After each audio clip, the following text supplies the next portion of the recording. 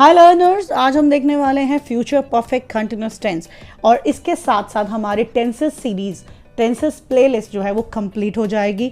हम 12 के 12 टेंसेस को कंप्लीट कर चुके होंगे उनके आगे 4 सब डिविजन्स के साथ, यानी कि फ्यूचर। अगर हम प्रेजेंट सिंपल का एग्जांपल ले लेते हैं तो present simple interrogative, present simple negative, present simple affirmative, चारों के साथ, यानी कि हम करीबन 48 चीज़ों को अंडरस्टैंड कर चुके हैं टेंसेस के अंदर। ठीक है, और ये लास्ट वीडियो है हमारा इस सीरीज़ का और बहुत जल्दी मैं मॉडल सीरीज़ को स्टार्ट करने वाली हूँ। और अगर आपने चैनल को अभी तक सब्सक्राइब नहीं किया है तो जल्दी से कर लो ताकि आप उस सीरीज़ को स्किप ना कर पाओ। और अगर कोई ये वीडियो फर्स्ट टाइम देख रहे हैं अगर आप इस चैनल पर फर्स्ट टाइम आए हैं तो मैं आपको सजेस्ट करूँगी आप टेंसेस को अंडरस्टैंड करने के लिए सीरीज़ नंबर 1 से स्टार्ट कीजिए। टेंसेस नंबर 1 से स्टार्ट कीजिए। फ्यूचर इंडेफिनिट प्लेलिस्ट का लिंक आपको आपके आई बटन में और डिस्क्रिप्शन दोनों में मिल जाएगा। So let's go ahead. Future perfect continuous tense. Before I make you understand what is the sentence formation rule of this tense, I will definitely make you see why do we make sentences in future perfect continuous tense. Just don't follow me blindly guys. अगर आपके पास कोई doubts, कोई questions हैं, you are more than welcome to comment in the comment box and I will definitely answer them as soon as. Okay, so future perfect continuous tense is used in a situation, and what is that situation? Used to express situations that will last for a specific time. No this is something जो हमें देखना है। ठीक है, ये ऐसी किसी situation के बारे में बात करने में हमारी हेल्प करता है जो कुछ देर के लिए लास्ट करेगा, यानी कि कुछ देर तक गुजरता रहेगा या फिर चलता रहेगा। ऐसी कुछ सिचुएशन बताने के लिए जो आने वाले वक्त में होने वाली है, ऐसी बात को बताने के लिए हम लोग फ्यूचर परफेक्ट कंटिन्यूअस टेंस का यूज़ करते हैं। मैंने जैसे आपको बहुत बार बता दिया, फ्यूचर टेंस के हर एक पार्ट में मैंने आपको बताया कि विल और शेल ये दो ऐसे हेल्पिंग वर्ब्स हैं जो पूरे फ्यूचर टेंस में आपको रिपीटेडली देखने को मिलेंगे। हैव बीन, अब ये हैव भी आपको पता है कि हमने फ्यूचर परफेक्ट टेंस से ले लिया। बिन जो है आपको पता है कि परफेक्ट कंटिन्यूअस टेंस में हमेशा बिन रहता है, ये उसका एक साइन होता है। Plus verbs first form and ING, you know कि कंटिन्यूटी में आपको डेफिनेटली वर्ब की फर्स्ट फॉर्म और आईएनजी आना ही आना होता है irrespective of the tense you have been doing. Last में आपका ऑब्जेक्ट आएगा। सिंस एंड फॉर ऑप्शनल होते हैं whenever you are trying to tell some time. अगर आपके पास टाइम स्पेसिफिक कोई चीज़ होता है और आपको बताना होता है, उस केस में आप सिंस और फॉर का यूज़ करते हैं। Since and for are prepositions. चलो सेंटेंस नंबर 1 से देखेंगे और अंडरस्टैंड करेंगे ये चीज़ें कैसे चल रही हैं। I shall have been working in this company for 5 years. अगर मैं आज की बात करती हूँ, मैं ऐसे आपको समझाऊंगी।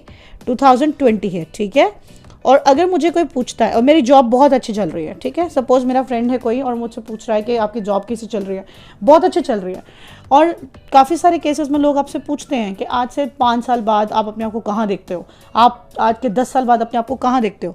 तो मैं 2025 में देख रही हूँ कि मैं इस कंपनी में बहुत अच्छी एक पोजीशन पे काम कर रही होंगी। तो I shall have been working in this company for 5 years. अभी के लिए जॉब को चेंज करना मेरे माइंड में नहीं है, मेरे प्लान में नहीं है। और अगर ऐसा ही अच्छा चलता रहा तो आज के 5 साल तक मैं डेफिनेटली इस कंपनी में ही काम कर रही होंगी और मुझे काम करते हुए 5 साल गुजर गए होंगे।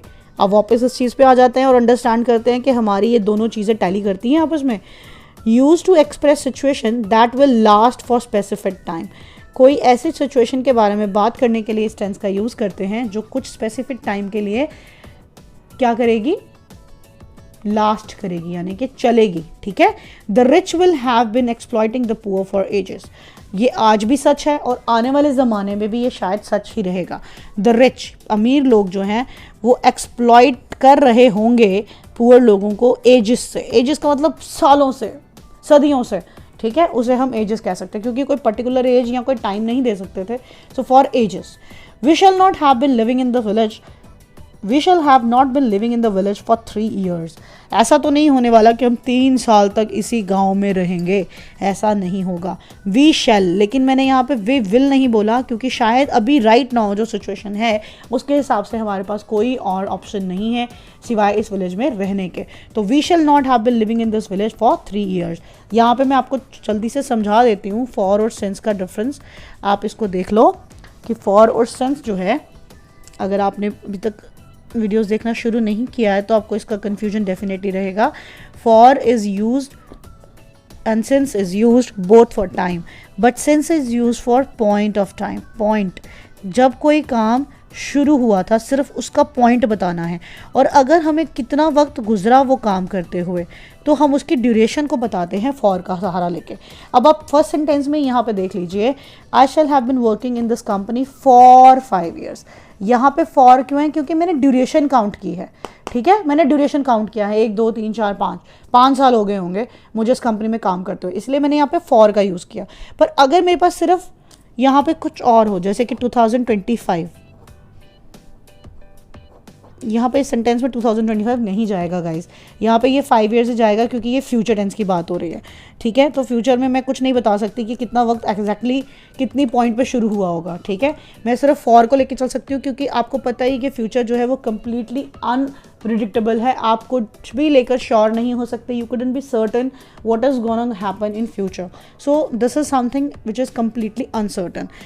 Shell we have been living, shall we have been paying tax for many months, क्या हमें काफ़ी महीने हो चुके होंगे टैक्स को पे करते हुए। ये हमारा इंटेरोगेटिव सेंटेंस है guys. Will Kusum have been talking for 2 hours, क्या कुसुम 2 घंटों से बोल रही होगी। Again interrogative sentence. गाइज देखिए, ये बहुत कम यूज़ होने वाला टेंस है, मैं आपको क्लियरली बता रही हूँ, बहुत कम यूज़ होता है। मैक्सिमम टाइम हम फ्यूचर कंटिन्यूस का यूज़ करते हैं और अपनी बात को कह देते हैं, क्योंकि फ्यूचर में परफेक्शन और कंटिन्यूटी लाना बहुत कम केसेस में ऐसा होता है, क्योंकि हमें पता ही नहीं होता कि आने वाले टाइम पे क्या होने वाला है। तो मैक्सिमम बातों करने के लिए हम फ्यूचर इंडेफिनिट और फ्यूचर कंटिन्यूस का इस्तेमाल करते हैं। फ्यूचर परफेक्ट और फ्यूचर परफेक्ट कंटिन्यूस बहुत कम यूज़ होते हैं, इसलिए ये एक रीज़न है कि ये सिर्फ एडवांस स्पीकर्स यूज़ कर पाते हैं। अगर आपको अपना लेवल इंप्रूव करना है और आपको प्रूव करना है that you are a advance speaker of English, you must make the use of future perfect and future perfect continuous tense. This was all about this tense guys, and if you are liking the videos, don't forget to hit the subscribe button, that gives me immense motivation to make more such videos. Thank you so much. See you very soon in the next video. Bye bye.